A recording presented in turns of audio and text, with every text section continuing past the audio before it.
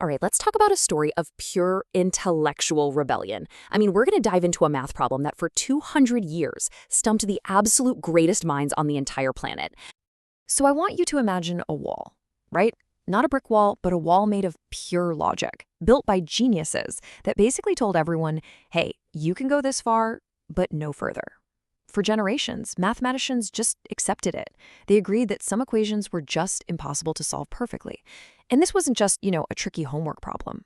No, this was seen as a hard limit on what humanity could ever know. But what if someone just refuses to play by the rules?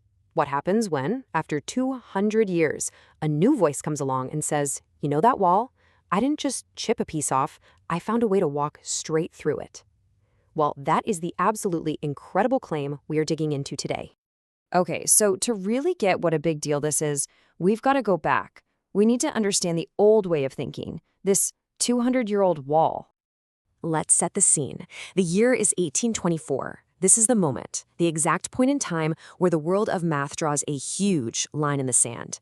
And it's all thanks to a Norwegian mathematician named Niels Henrik Abel, who's about to prove something that will change algebra forever. So what he gives us is the Abel-Ruffini theorem. And look, in plain English, it says that while we've got formulas for simple equations, you probably remember the quadratic formula from school, right? There's just no single, clean formula for anything more complex, like equations of the 5th degree or higher. Basically, you can't solve them just using regular arithmetic and square roots. And for 200 years, this wasn't just a suggestion. It was considered mathematical law. And believe me, this was not some dusty academic footnote. The theorem, and I'm quoting here, literally defined the limits of algebraic possibility. I mean, that's it. The book was closed, the final word had been spoken, or so everyone's thought. So why was this problem so ridiculously hard? Let's talk about why the old keys just didn't work. Okay, so here are the 4 big roadblocks. First, the old methods were totally dependent on things like radicals and Galois groups. Just think of those as special tools that need perfect symmetry to work. But with these more complex equations, that symmetry just shatters. Second, you get this thing called a discriminant complexity explosion.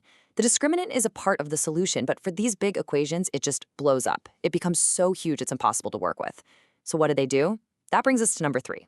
They had to rely on numerical approximation, basically using computers to make really, really good guesses, which leads to the final and maybe the biggest barrier, a limiting philosophical framework. Everybody just believed it was impossible, so why would anyone even bother trying to find a new way? In this table, wow, it just lays it all out, old versus new. Let's look at this. Under solvability, we go from impossible since 1824 to exact symbolic solutions. What? Then mathematical accuracy, we go from just approximating, from guessing, to 100% symbolic and verifiable. Perfect answers. But this last one, philosophical outlook, this is the real game changer. We go from accepts natural limitations to rejects fatalism. You see, this isn't just a slightly better formula, it's a whole new mindset. All right, so who is the challenger? Who's the person that looked at that 200-year-old wall and didn't see a barrier, but saw an invitation to knock it down? Meet Professor Mourad Sultan Ezouidi. He's the mind behind what's being called Ezouidi's Theorem. And let's be super clear, his work is not just some small update or a little tweak to the old ways. No way.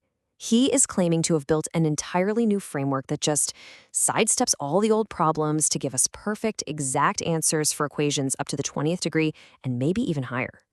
And this quote from the professor, man, it just says it all, doesn't it? But limits exist only until they are surpassed. That is a direct shot at the idea that science is ever settled.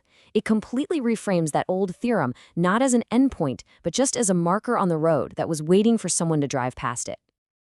Okay, so the big question, how does it actually work? How do you do the impossible? Don't worry, we're not going to drown in formulas here, but let's get to the core idea, because it's brilliant. So forget the old rusty keys. Ezouidi's theorem brings a brand new toolkit to the table. First, it uses something called recursive discriminant relations. Basically, it's a super clever step-by-step process where each little answer you find helps you solve the next piece of the puzzle. It's like a chain reaction. Then it uses hierarchical symmetry transformations to tame the wild complexity of the equation, breaking it down into manageable chunks.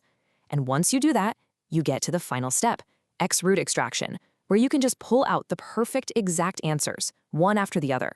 Absolutely zero guesswork. And here is the most crucial part. You have to understand this. The new method doesn't try to force a solution out of the equation.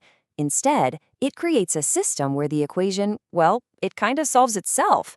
It's like it lets the polynomial generate its own answers through this beautiful, perfect chain of logic. Every single step is exact. The result? A 100% accurate answer. No approximations, no rounding errors. Just pure, beautiful algebra. So, this brings us to the really big picture. If this is real, if this works, what does it mean for everything? For math, for science, for the future? Just look at this comparison one more time. It's so stark. We're talking about jumping from a world of good enough guesses to a world of absolute provable certainty, from a mindset that accepts limits to one that sees endless possibility. Think about it this way. It's the difference between knowing a city is somewhere in a state versus having its exact GPS coordinates. And in the end, this isn't really about just one equation, is it? It's about changing what it even means to solve something. This discovery suggests that maybe for the last 200 years, we weren't stuck on an impossible problem. We were just using the wrong tools. And if you change the tools, you completely change what's possible. And that's the thought I want to leave you with. If a mathematical law, something that stood as an absolute truth for 2 solid centuries, can be broken, it really makes you wonder, doesn't it? What other impossible walls, what other limits we all take for granted in science, in technology, are just sitting there waiting for the right person to come along and just walk right through?